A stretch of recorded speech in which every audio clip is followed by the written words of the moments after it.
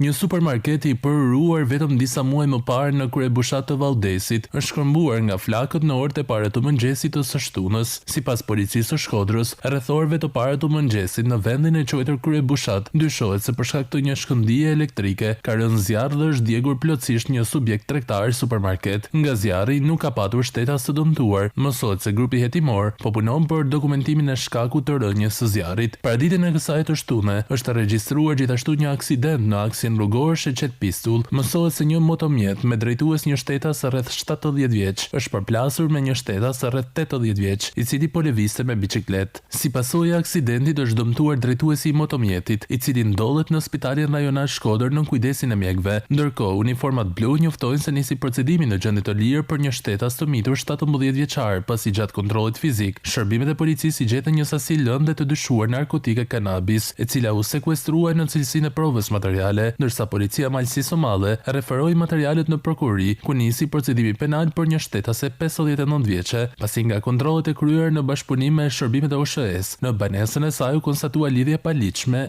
energjisë elektrike.